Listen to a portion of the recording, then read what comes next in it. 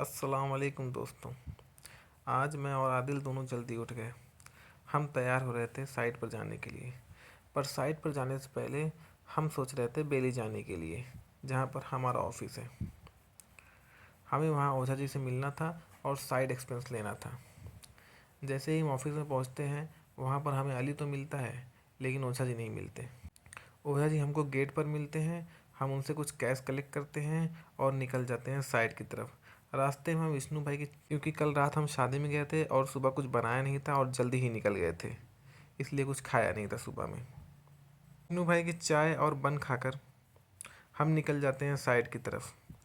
पर साइट पर जैसे ही पहुंचते हैं वहाँ पर फाटक बंद था, तो हम शॉर्टकट लेते हुए ट्रैक के रास्ते हम अपनी साइट पर पहुंचते हैं।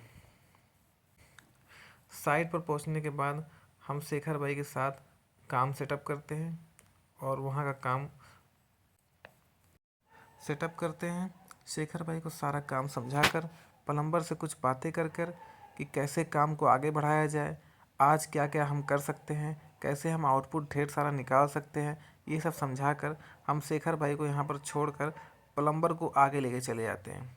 आज हमें हाइडेंट लाइन बिछाने का काम करना था और हम आज बहुत देर रात रुक कर काम करने वाले थे। हम वहाँ पहुँच जाते हैं साइट पर और आदिल भी साथ में प्लम्बर के लग जाता है। दो प्लम्बर की टीम बनाते हैं। एक टीम को आदिल एग्जीक्यूट कर रहा था और दूसरी टीम को मैं एग्जीक्यूट कर रहा था। ये मानो कि हम दोनों में रेस छिड़ जाती है कि कौन पहले पाइप बिछाने का काम ख़त्म करेगा। हम दोनों ने 5-5 प्लम्बर बांट लिए थे और प्लम्बरों को अपना अपना काम समझा दिया था। मिजान भी हमारे साथ था और वो पाइप को ट्रैक पर बिछाने का काम कर रहा था। थोड़ी देर में वहाँ पर सागर आ जाता है। सागर भी हमारा काम देता है। आज सागर को हम यात्री शेड भेजने वाले थे। प्लम्बर आज काफ़ी चुस्त थे, वो काम बहुत तेज़ी से आगे कर रहे थे।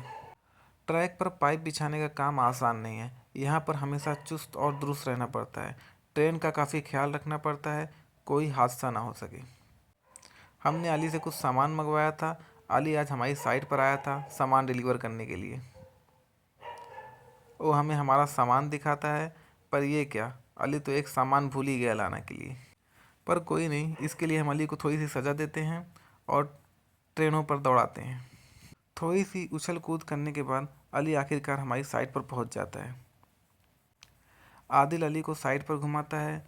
वो दिखाता है उसे कि आज हम क्या क्या करने वाले हैं और हमारे यहाँ क्या क्या काम है। आदिल प्लम्बर को गाइड करता है, काम को सही से करने के लिए समझाता है। प्लम्बर भी होशियार थे, वो आदिल की बात समझ जाते हैं।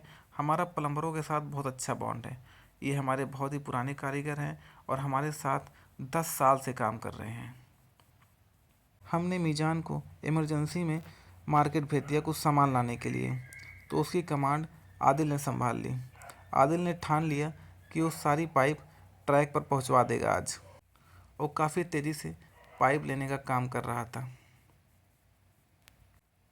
शाम होते होते यहाँ धुंध छा गई, मानो बहुत सारा पोल्यूशन था यहाँ पर। आदिल पाइप लेकर साइट पर पहुंचता है। शाम का समय हो गया, प्लम्बर सारे थक गए थे। हमारी जितनी फिटिंग्स हम सुबह लेकर आए थे वो सब ख़त्म हो गई थी, तो हम स्टोर गए थे जहाँ पर शेखर भाई रहते हैं, उनसे फिटिंग्स लेने के लिए। शेखर भाई सो रहे थे, हमने उन्हें जगाया और फिटिंग्स ली। फिटिंग्स लेकर शेखर भाई के साथ थोड़ी सी बातें की और फिर हम वहाँ से निकल गए। वहाँ से निकलने के बाद हम अपने लेबरों के लिए खाना लेने चले गए। हमारी कंपनी का ये नियम है, अगर हम लेबरों से ओटी कराते हैं, ओवर टाइम कराते हैं, तो उनके खाने का ख्याल रखते हैं। हम मार्केट से खाना लेकर आते हैं और उनमें डिस्ट्रीब्यूट करते हैं। खाना खाने के बाद हमारे प्लम्बर वापस काम पर लग जाते हैं। रात काफ़ी हो गई थी, तकरीबन 11:30 बज गया था, पर वो लोग अभी भी काम कर रहे थे। 1:15 बजे तक काम करने के बाद हमारे प्लम्बर थक गए और उन्होंने काम बंद कर दिया। फिर हम भी वहाँ से निकलते हैं और नैनी पुल होते हुए अपनी घर की तरफ निकल जाते हैं।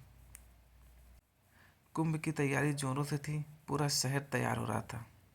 जगह जगह लाइट लगी हुई थी और कुंभ के लिए पूरा इलाहाबाद तैयार हो रहा था। हम आज काफ़ी थक गए थे। 1:15 बजे तक हम वहाँ से निकले और 2 बजे तक हम घर पहुँचे। मिलते हैं कल।